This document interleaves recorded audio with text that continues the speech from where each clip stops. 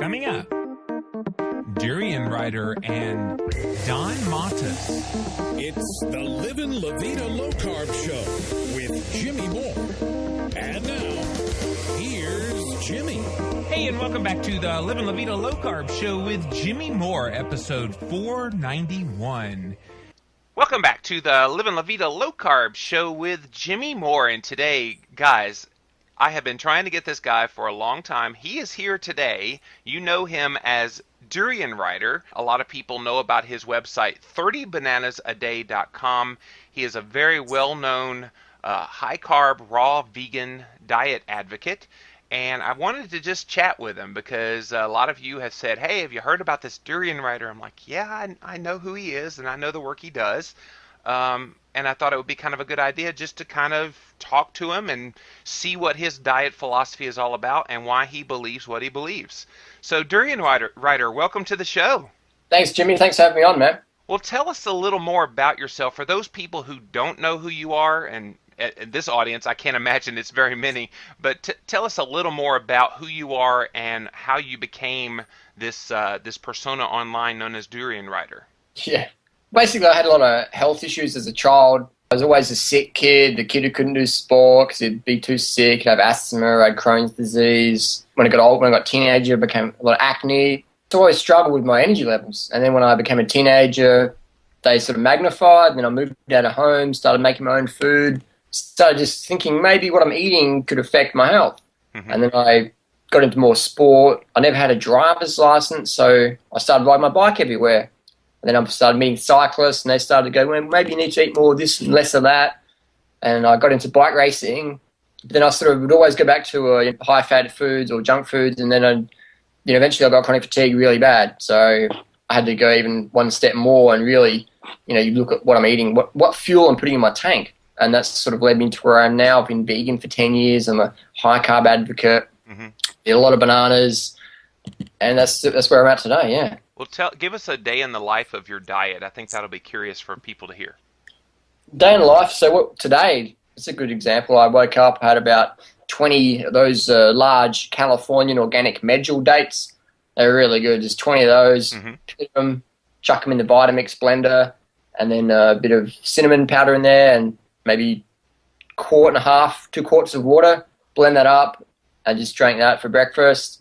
Went for an easy 1 hour jog. Are we on video now? Is this audio? This is an audio interview. Okay, that's cool because the cat's jumping around. That's okay. And then I went for an easy hour jog with my partner just in the Van Cortlandt Park here in New York. Mm-hmm. Just easy. And then this afternoon I had lunch. I had about 4 pounds of grapes, organic grapes at Whole Foods. And then tonight I'll have probably about 15 bananas followed by a 1 pound, 2 pound salad. So do you make a lot of smoothies? Is that what I heard you say you did with the dates? Yeah. We call it Datorade. Datorade. Yeah. We call it Datorade because better than Gatorade with all the colours and stuff like that. I got you. Yeah, the Datorade is good because it's got a lot of vitamins, a lot of nutrients, and it tastes great, and it's really easy to make. You don't need a Vitamix because they're pretty expensive blenders. Sure. But you can get like a $20 blender from Costco, but the Vitamix just makes it even smoother. Sure. So yeah, smoothies are good because if you're like working in an office setting, you can just have a big gallon glass bottle or half-gallon bottle and just sort of have it under your desk and just sip it while you're working. So you can make that in the morning and it takes 5 minutes to make. Take it to work, you're good to go, and you get you can put 3,000-4,000 calories in a half-gallon jug and just shake it and sip it when you're ready. Now, we're going to qualify those calories that you consume because you're a pretty high-level athlete with all your bicycling. Yeah, I'm a high level and I'm really fit, but my volume isn't very high level. Like someone asked me the other day, I said, Harley, I don't believe you. I want to know exactly how many kilometers you ride and run per day. So it's okay. So kilometer-wise, I'm doing about 40 kilometers a day on average, which is about, 25 miles, 24 miles. Mm-hmm. I'm averaging about 1.7 miles jogging a day. So that's probably about 70 minutes a day, which is, I've caught the subway today for about 2 hours. Right. So it's, I spend more time on the subway than I do exercising. And if I have to miss a day of exercise, it's no problem. It's not I must exercise every day, but I walk upstairs every day. I end up doing something every day on average. Well, some would say 70 minutes of exercise a day, 25 miles of riding a bike is Yeah. pretty abnormal. That's pretty on the high end, the high percentile as Yep. far as exercise goes. Yep. Yep. I mean I can understand that, but if I've been a personal trainer since 1999, so almost 12 years now, Hmm. and that's a volume of training I could get anybody and put it on, and they could do that. I could maybe put them on 3/4 of that volume of training. Could put them maybe 40 minutes a day of easy cardio. Hmm.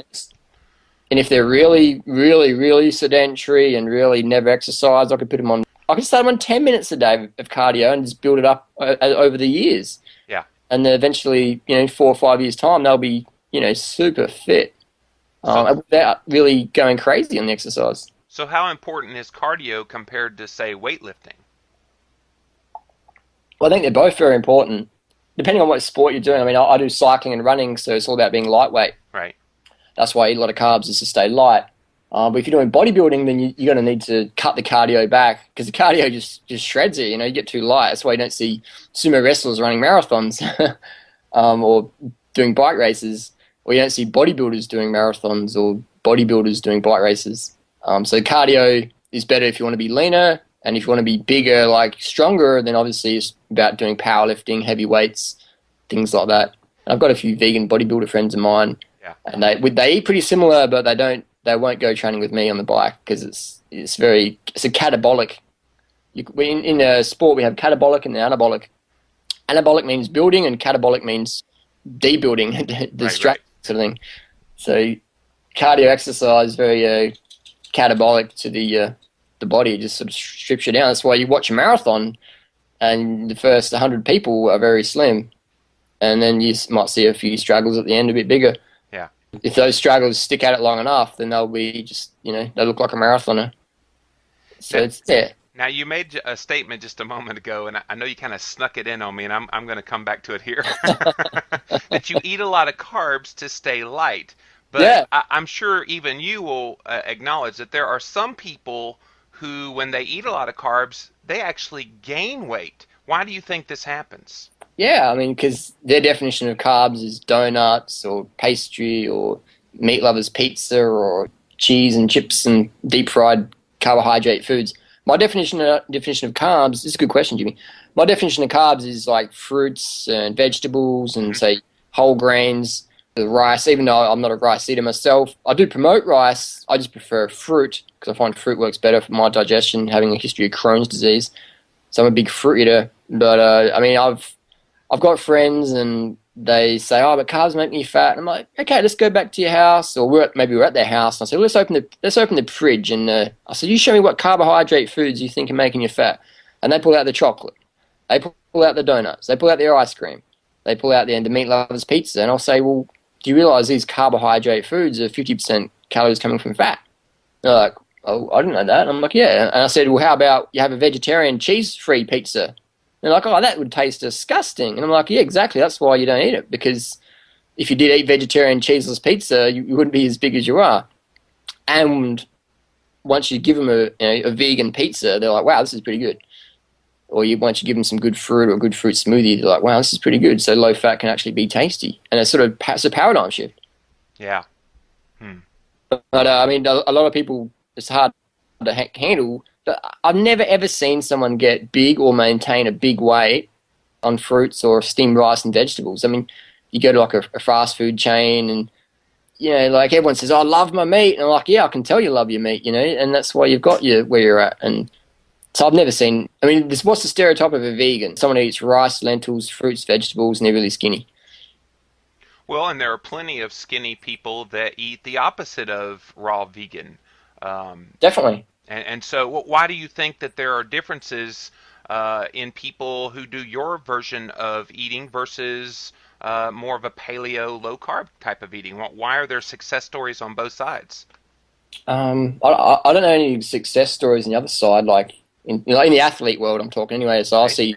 I see some athletes, they try and do the low carb thing, and they bonk. Like the word for bonking in sports is when you run out of glycogen. Right. So in cycling, it's called bonking. In running, it's called hitting the wall. And it's when you go into ketosis. And you just got no energy. Your legs turn to jelly. You get all confused in your head. You get depressed. So I've never seen any success stories on paleo athletes. Well, perhaps in the short term you bonk, but once you become keto adapted, Yeah. then you don't have that issue.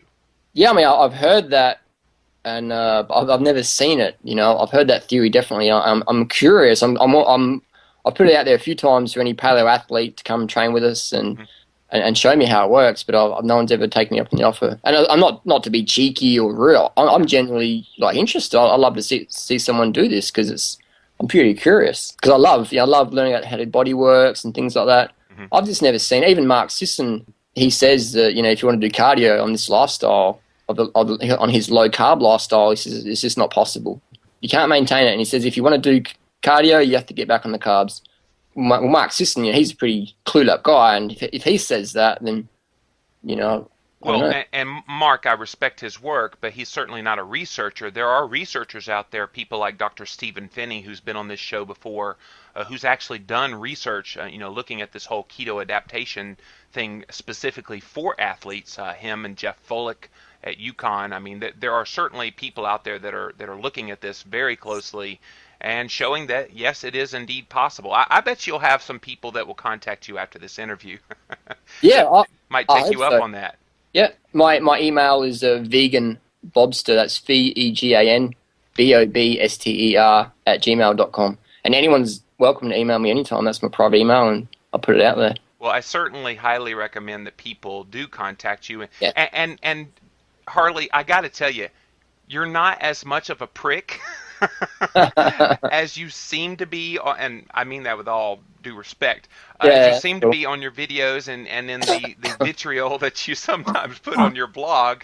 A lot of people are turned off by that, and I know you've told me, that's kind of a shtick. You're trying to get people interested in what you're having to say, and there's nothing more boring than it being just boring. You want it to be controversial just for controversial sake. So is there any pretense to what you're doing, or is this just a shtick that you feel like works for you?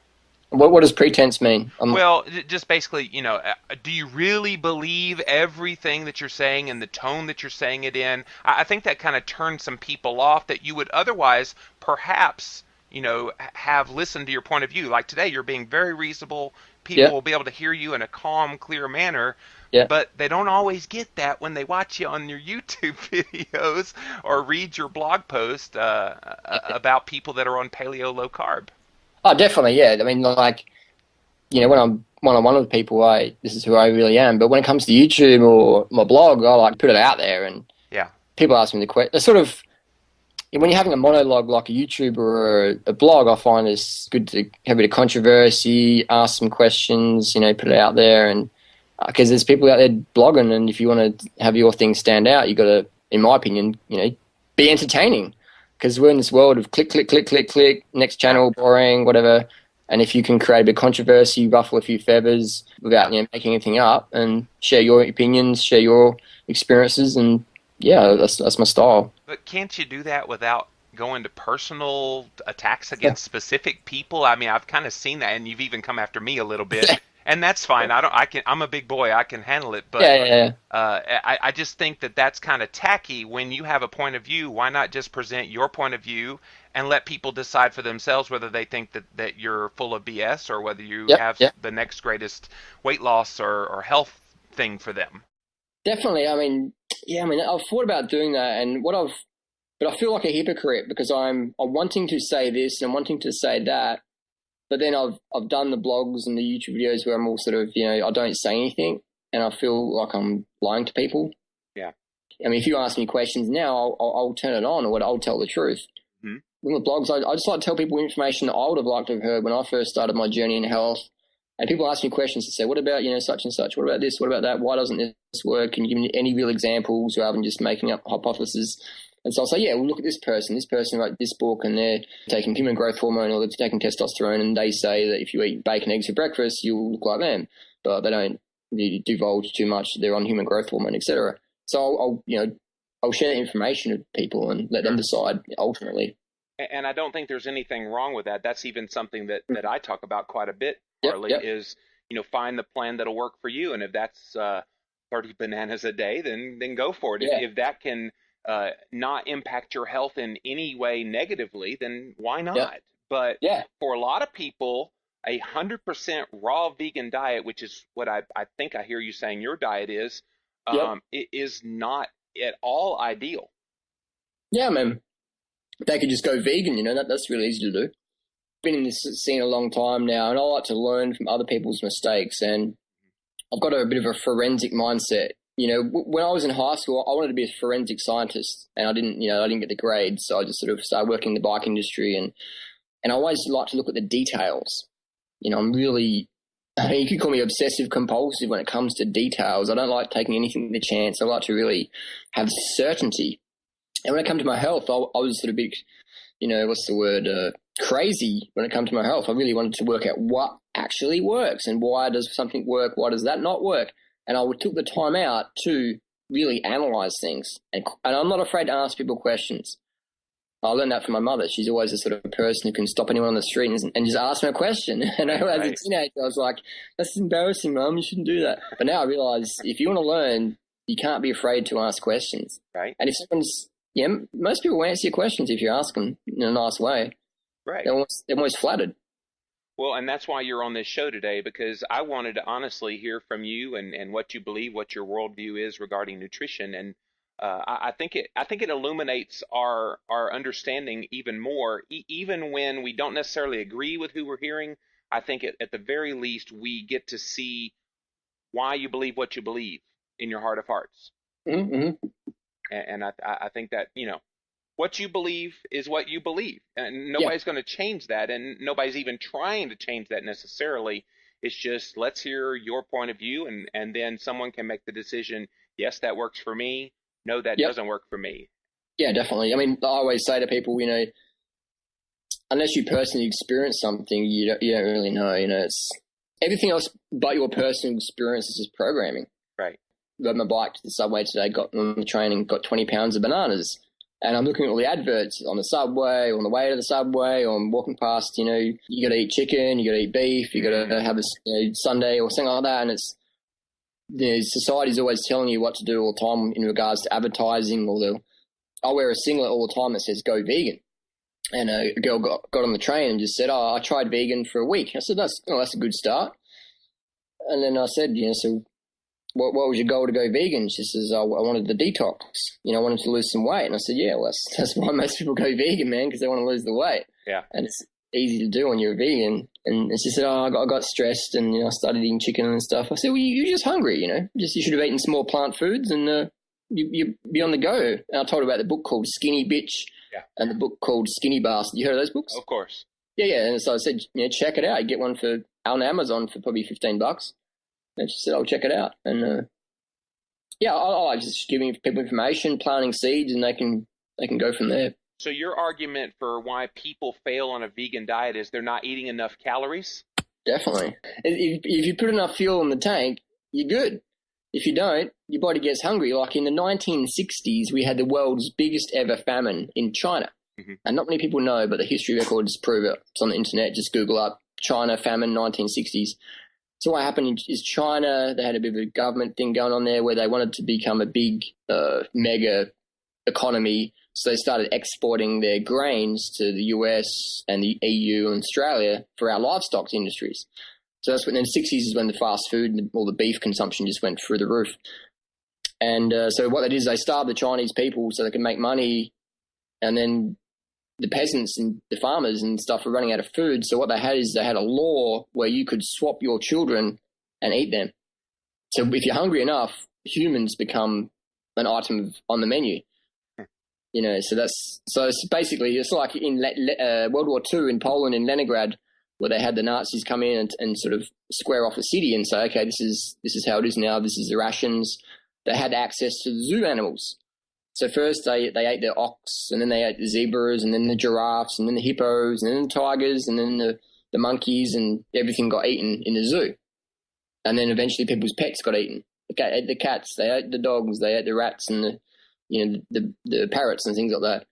And then they started scraping off the starch of the wallpaper paste, because back then it was used, just use starch for wallpaper paste. So they started scratching off all the starches on the walls and cooking it up and adding a bit of salt and having, potato wallpaper starch soup.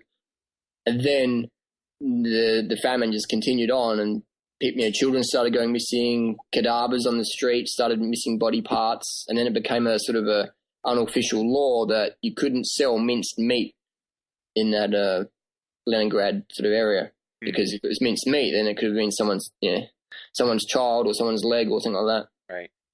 And then there's a story where one lady committed suicide. She jumped off the building and landed on a cooking pot of soup, and all her people just started eating all the brains and stuff that was splattered on the ground, just because I was so hungry. And if you're a vegan and you get hungry, you drop your standards. If you're on any sort of diet, like I've got friends who are not vegan, but they refuse to eat, Big Macs or McDonald's. Right. But when they get hungry enough, they'll eat a Big Mac out at 3 a.m. after a night of night clubbing, because they're hungry. And when you're hungry, your standards drops. I like to have quality fruit, but when I'm hungry, I'll eat fruit that doesn't taste as good as the quality just because I'm hungry. Right. So I tell people always, it's better to eat more than undereat and then end up eating the real junk stuff that cause you the problems in the first place.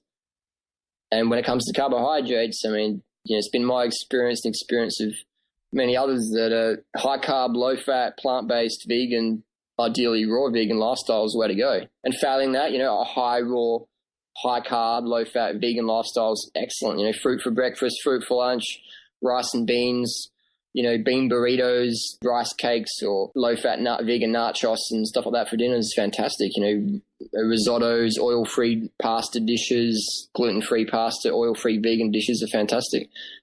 Fruit's always going to be the best because it's got so much nutrients per calorie. And fruit is so slimming. I mean, the biggest issue with fruit, sweet, sugary fruit like bananas, dates, watermelons, grapes, is you can get almost too skinny, and a lot of people aren't comfortable being too skinny. I mean, I'm comfortable because I'm a marathon runner, I'm a cyclist. It's good to be skinny as a cyclist because you go fast up the hills and you don't have to train as much to keep the weight down, because you're eating fruit. It just sort of dissolves your body fat stores. I don't know how it does that, but it does.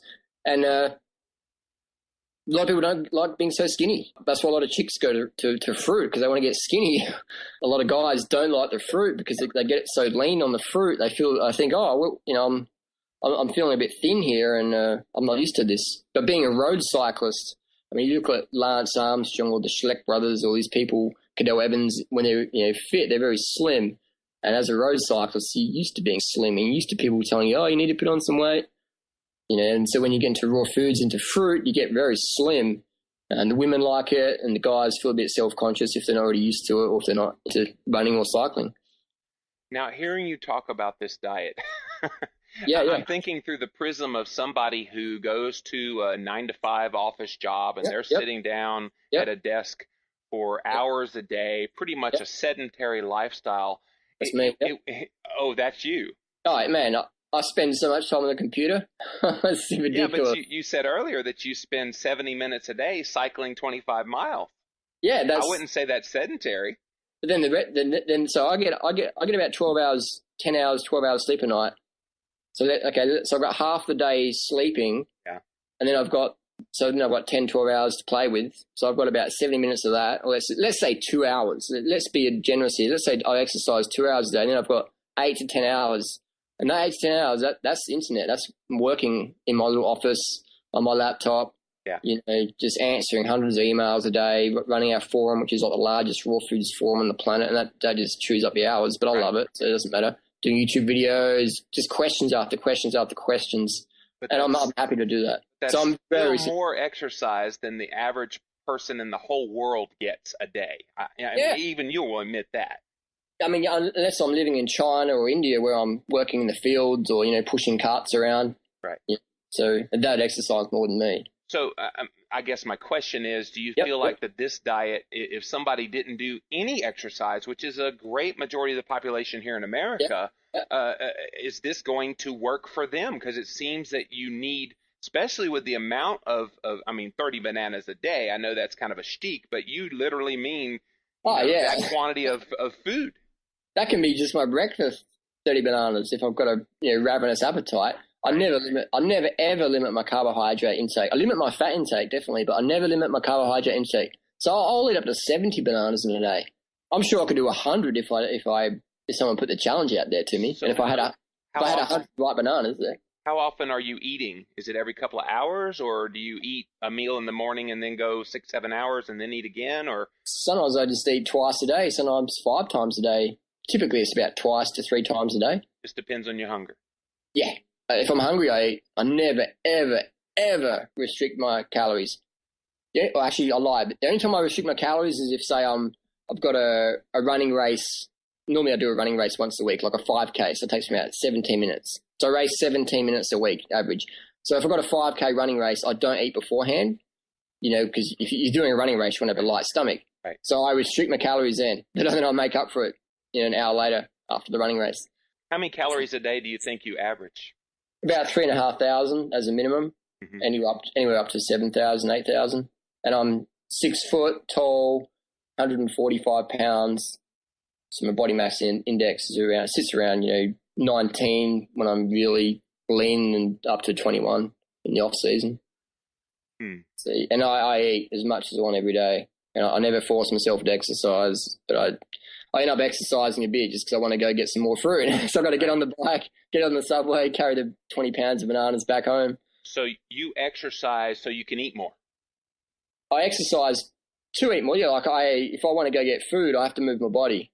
Like I don't have a driver's license, so sort of like, I can sit home and starve, or I can get up and go down to Whole Foods and get a 20-pound bag of bananas, or box of dates, things like that. But I don't exercise like thinking, oh well, if I exercise I can eat. It's like no. It's like I just exercise because that's my part of my transport. Like I have to go back to the post office tonight, so I have to walk down to the post office and send a package down and walk back. So that's 10-minute walk. Might even take the cat. So like Gary Taub says, you're working up an appetite. Yeah, I mean, I think it's healthy to move the body. I couldn't. Well, actually, maybe I could live on Amazon. I don't know if Amazon deliver home bananas, but I'll have to look into that. I don't eat bananas, so I don't know if they deliver them or not. Yeah, let's just put it out there. Let's say that I think Gary Taub says cardio makes you fat, which I can't understand that one, because if that was the case, I'd be obese. And Gary says carbs make you fat, and if that was the case, I'd be obese. Well, I think one of the things that Gary's putting out there, and why I think a lot of people that listen to this show respect him so much is, all the things that you talk about your diet pretty much are for people that are healthy. I think once you get to the point where you've been so damaged because we ate crappy, and I was one of those people, Harley. Yep. I ate terrible for the first 3 decades of my life because that was kind of the culture I grew up in. And so maybe some people get to the point where maybe they could have eaten 30 bananas a day and gotten away with it, but now they become so metabolically deranged, metabolically broken, however you want to call it, that now they have to rein in those foods that could cause them problems, and fruit could be one of them. I mean, that's a theory, but I've never seen it. But what I have seen is I've seen people with terminal cancer come onto this fruit and vegetable monkey diet and reverse their cancer. And now they're running marathons. What about fruit juice? Do you consume that?